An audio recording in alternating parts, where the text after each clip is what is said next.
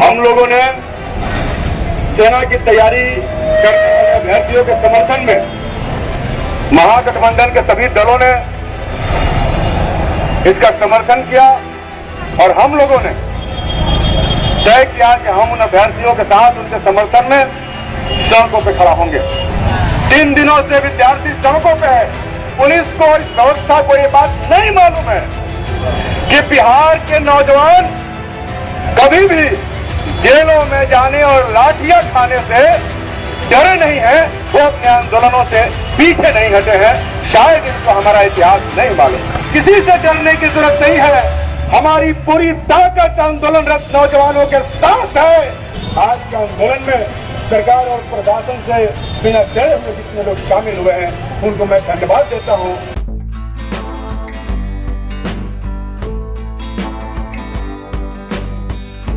नौजवानों की ओर से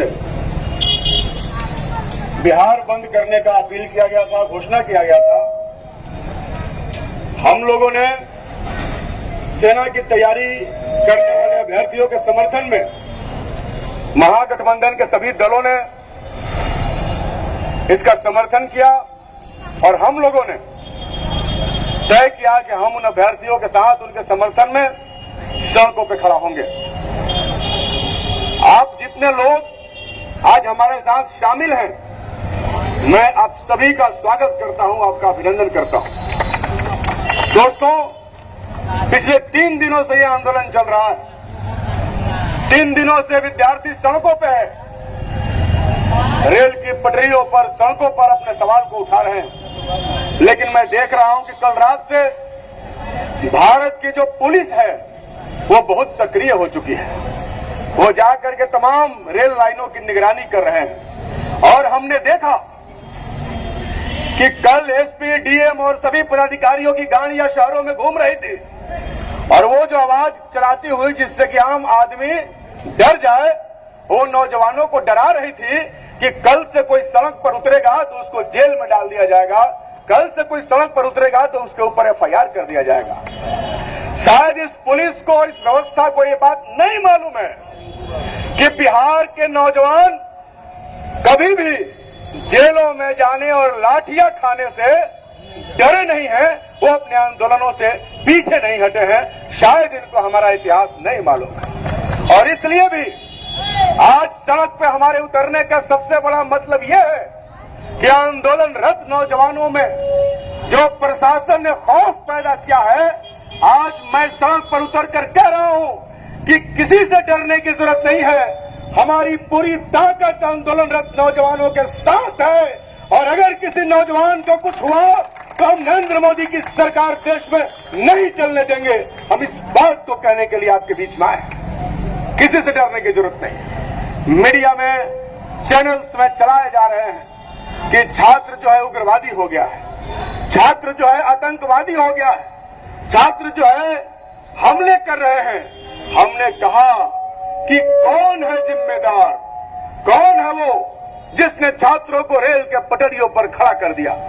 कौन है वो जो अपने कमरे में पढ़ रहे, मैदानों में दौड़ रहे हजारों लाखों नौजवानों को मजबूर कर दिया सड़क पर उतरने के लिए? वो कौन है? कौन है जिसने नौजवानों की जिंदगी और उसके सपनों पर बुलडोजर चला रहा है? वो कौन है? उनके बारे में जानने की हम लोगों को जरूरत है दोस्तों, उसके बारे में जानने की जरूरत है। पिछले दिनों नरेंद्र मोदी और उनकी सरकार ने यह घोषणा किया कि अब एक नया स्कीम ला रहे हैं। सोचिए, पहले नौकरी के फार्म आते थे। नौकरी का कोई स्कीम सुने थे आप लोग? नौकरी का स्कीम आता था? स्कीम तो मनरेगा का चलता है, स्कीम चल रहा है नल जल योजना का, स्कीम चल रहा है उज्ज्वला गैस योजना का। ये नौकरी का क्या स्कीम होता है भाई? नौकरी की तो बहाली निकलती है। लेकिन ये अद्भुत सरकार है जिसने कहा कि हम नौकरी का स्कीम लेके आए हैं। उस स्कीम में 4 साल आपको काम देंगे, 3 साल तक 33,000 का महीना देंगे, चौथा 4 साल में 40,000 का महीना देंगे, 9,000 रुपया आपका पीएफ काट लेंगे, 21,000 महीना मिलेगा और आपका पीएफ जोड़ के 14 साल में 11 लाख रुपया दे देंगे। अब सोचिए, ये स्कीम है। स्कीम का खिलाफ पूरे देश के नौजवानों ने किया। हमने कहा उन्होंने कि हम स्कीम मांगने नहीं आए, हम स्कीम लेने के लिए नहीं लड़ रहे हैं, बल्कि हमें नौकरी चाहिए। और नौकरी देना, किसी स्कीम और किसी योजना देना, उसका मतलब नहीं होता। इसलिए पिछले 2 वर्षों से आर्मी की बहाली को रोक दिया गया है। पिछले 2 वर्षों से नौजवान तैयारी कर रहे थे। हम लोगों ने विधानसभा में पिछले दिनों ये सवाल उठाया कि बिहार की सरकार पूछे केंद्र सरकार से कि सेना की बहाली क्यों रोकी गई है, लेकिन उसका कोई जवाब, कोई माकूल जवाब हमें नहीं दिया गया। और आज हमने देखा तो सरकार ने एक योजना लागू कर दिया है, रोजगार। ये कौन सा है भाई रोजगार का योजना? ये जो योजना है, ये योजना कौन सा है कि कोई समझ नहीं पा रहा है। क्या समझदार सिर्फ नरेंद्र मोदी के भक्त लोग इस देश में बचे हुए हैं? उन्होंने CAA लाया, ये बात देश के मुसलमानों को समझ में नहीं आया। उन्होंने कहा कि हम ही समझदार हैं, ये सब लोग नासमझ हैं जो सड़कों पे उतर के खड़े हैं और आंदोलन कर रहे हैं। फिर उन्होंने कृषि कानून बोला और देश भर के किसान आंदोलित हो गए। किसानों ने दिल्ली को जाम कर दिया। फिर मोदी एंड कंपनी ने कहा कि ये लोग नासमझ हैं, हम तो किसानों के फायदे के लिए ला रहे हैं। अरे भाई, हम जो स्कीम फायदे के लिए ला रहे हैं, उस आदमी को उस स्कीम का फायदा समझ में क्यों नहीं आता?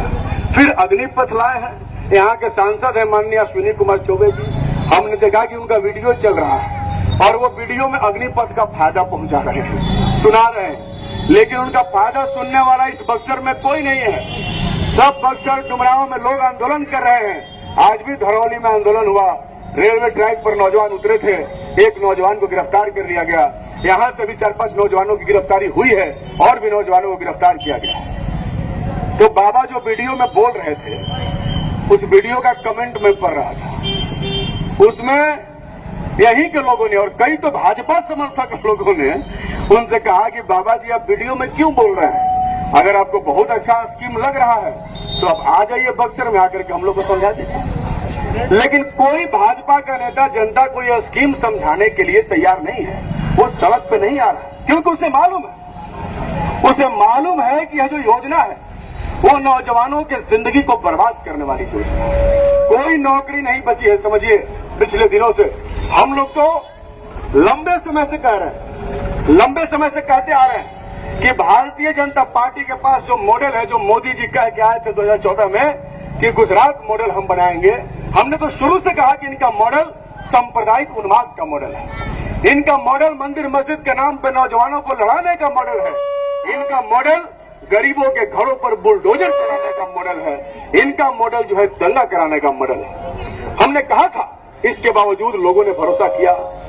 मोदी जी सरकार में आए और देखिए आज ये मॉडल लागू कर रहे हैं। सबसे पहले आते ही इन्होंने रेलवे को बेच दिया। एक समय था जब आप किसी नौजवान से पूछते कि आप किस चीज की तैयारी करते हैं तो नौजवान कहता था कि मैं रेलवे की तैयारी कर रहा हूं। लेकिन आज रेलवे में पिछले 5-6 वर्षों से कोई बहाली नहीं हुई, इसलिए अब रेलवे की तैयारी करने वाला कोई नौजवान नहीं मिला। एकमात्र सेना की नौकरी बची थी, जहां पेंशन भी मिलता था, जहां मान सम्मान भी था, लेकिन सेना की नौकरी को इन्होंने खत्म कर दिया। कुछ लोग कह रहे हैं, हम लोग आ रहे थे, कई सारे हजारों नौजवान आज शामिल होने वाले थे, लेकिन सबको डरा दिया गया, सबको धमका दिया गया कि नहीं बाहर नहीं जाना है, नहीं तो चेहरा देख करके FIR किया। लेकिन आप लोग शामिल हुए, इसके लिए आप लोगों को बहुत बहुत धन्यवाद। तो कुछ लोग कह रहे थे कि ना बहरी निकल तो जिंदगी खराब हो जाए, केस हो जाए। हम कहने अभी तार कौन जिंदगी बचल बा। इस सरकार का ये स्कीम ले आते कौन तार जिंदगी बाचल भाई खराब हो जाए। अरे जिंदगी तो मोदी जी खराब कर दिया, तो अब जिंदगी में बाचल का बा। ऐसे जितना जिंदगी बाचल बा ओकरा के लड़े में लगाने की जरूरत बा। ऐसे कि अब जिंदगी में कुछ बाचल उचल पाना सब कोई। हमने देखा जब प्रदर्शन हो रहा था तो नौजवान कह रहे थे कि विधायक कहाँ है, MP कहाँ है, फलना कौन है, चिल्ला कहाँ है। हम लोग तो शुरू से इस आंदोलन के समर्थन में। आज से 2-3 महीना पहले जो NTPC का आंदोलन रेलवे वाला चल रहा था, उस आंदोलन में भी हम सड़क पे समर्थन में थे और आज भी आपके साथ सड़क पे और आपके समर्थन में हम खड़े हैं। और इसलिए कि आप आंदोलन कीजिए, आपके ऊपर किसी तरीके का कोई हमला नहीं होगा। लेकिन हम इसी के साथ अपने नौजवान दोस्तों से यह भी अपील करना चाहते हैं कि आंदोलन का हिंसक रुख मत अख्तियार कीजिए। आंदोलन आप शांतिपूर्ण तरीके से कीजिए। शांतिपूर्ण तरीके से आंदोलनों की जीत इसी देश में हाल ही में किसान आंदोलनों में हुआ। इसलिए आंदोलन का ये मतलब नहीं है कि हम पब्लिक को कोई क्षति पहुंचाए। हम यहाँ आए हैं पब्लिक का क्षति पहुंचाने नहीं आए। हम 1 घंटा से सड़क पे खड़ा है तो लोगों से रिक्वेस्ट कर रहे हैं कि आप इस आंदोलन में शामिल होइए। कोई बिहार बंद जबरदस्ती नहीं होता, कोई सड़क जाम जबरदस्ती नहीं होता, बल्कि उसमें लोगों के समर्थन की आवश्यकता होती। हम तो आपसे समर्थन मांगने आए इस बात के लिए कि मौजूदा सरकार ने आपके बच्चों के जिंदगी, उनके भविष्य को बर्बाद कर दिया। अब आपके बच्चों के सामने कोई सपना नहीं बचा, कोई जिंदगी नहीं बचा। ये ऐसी पहली सरकार है जिसने नौजवानों को भरी जवानी में रिटायर होने का सर्टिफिकेट देने का मन बना दिया। हम लोग सुनते थे, रिटायर आदमी का नाम सुनते ही मन में ख्याल आता है कि वो आदमी बुजुर्ग हो चुका है। अब 4 साल की नौकरी के बाद रिटायर हो जाए तो भरी जवानी में बुजुर्ग बनाने वाली कोई सरकार है तो मौजूदा मोदी जी की सरकार है। इसलिए हम इस योजना का विरोध कर रहे हैं। और हम सिर्फ इसी योजना का विरोध नहीं कर रहे हैं, बल्कि टोटल कॉर्पोरेटाइजेशन और समस्त क्षेत्रों का जो निजीकरण हो रहा है, जिसमें आम नौजवानों की नौकरियां खत्म हो रही है, उसकी लड़ाई हम लड़ रहे हैं। आपको याद होगा 2020 में जो विधानसभा का चुनाव चल रहा था, उसमें हम लोगों ने महागठबंधन की ओर से कहा था कि जब हमारी सरकार बनेगी तो हम 10 लाख नौजवानों को अस्थायी और सरकारी नौकरी, अस्थायी नौकरी। उसके बाद नीतीश कुमार जी और मोदी जी की पार्टी ने कहा कि हम लोग 19 लाख लोगों को नौकरी देंगे। 19 लाख नौकरी के सवाल पर लगातार हम लोग आंदोलन कर रहे हैं, लगातार मांग उठा रहे हैं। विधानसभा में जो हमने सवाल पूछा कि आपने 19 लाख नौकरी देने के बाद कही थी, उसका क्या हुआ, तो हम लोगों को मार्शल आउट करा दिया गया, विधानसभा से उठाकर के बाहर कर दिया। हम लोग सड़क पर लड़ने वाले लोग हैं। हम शिक्षा के लिए, रोजगार के लिए, स्वास्थ्य के लिए, बेहतर जिंदगी के लिए सड़क पर लड़ते हुए विधानसभा में पहुंचे हैं। इसलिए आज भी हमने जो कहा कि हमारी लड़ाई जो सड़क पे होगी वो सदन में भी होगी। हम अपनी दोनों लड़ाइयों के साथ आपके बीच में आज 1.5 साल के बाद भी खड़े हैं और आपसे यह वादा करते हैं कि कभी भी जब गरीबों पर अत्याचार होगा, जुल्म होगा, आपकी नौकरियां छीनी जाने लगेंगी, आपकी जिंदगी खतरे में होंगे, सरकार आपके विरुद्ध में नीतियां बनाने लगेंगी, तो हम लोग विधानसभा को तिलांजलि दे देंगे और आपके बीच में सड़क पर बैठेंगे। हम आपसे ये कमिटमेंट कर रहे हैं। हम लोग विधानसभा के कोई गुलाम नहीं है। जिस दिन जरूरत पड़ेगा उस हाउस को छोड़ करके हम आपके हाउस में बैठेंगे। यही हमारा असली घर है।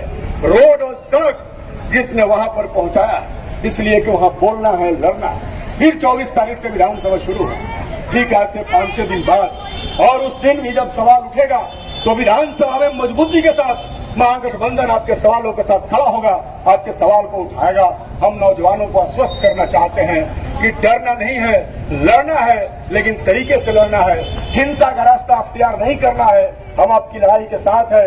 यकीन मानिए हम ये लड़ाई जीतेंगे। हमें मालूम हो गया है कि देश की सत्ता पर काले अंग्रेजों का कब्जा हो गया है। इन काले अंग्रेजों से इस देश को गुलाम बनाने वाली उनकी नीतियों से इस देश को मुक्त कराना है। तो ये लड़ाई लंबी होगी दोस्ती, मिलकर लड़ना है, एकजुट होकर लड़ना है। मैं आपकी लड़ाई के साथ हूँ। हमारी पार्टी भाकपा माले, इनकलाबी नौजवान सभा और महागठबंधन के सारे दल आपकी लड़ाई के साथ हैं। हम लोग एक साथ मिल करके लड़ेंगे और इस तनाशाह शासक जो बैठा हुआ है, जो आम लोगों के जिंदगियों को बर्बाद कर रहा है, उसको एक दिन जमीन पर जरूर गिराएंगे। इस बात का हम आपसे वादा करते हैं। और इसी के साथ हम अपनी बात को समाप्त करते हुए आज के आंदोलन में सरकार और प्रशासन से बिना डरे हुए जितने लोग शामिल हुए हैं उनको मैं धन्यवाद देता हूं और ये कह रहा हूं कि आप लोग आगे भी अपनी एकजुटता बनाए रखिए। आने वाले दिनों में इस लड़ाई को तेज किया जाएगा। बहुत बहुत धन्यवाद। इनकलाब जिंदाबाद।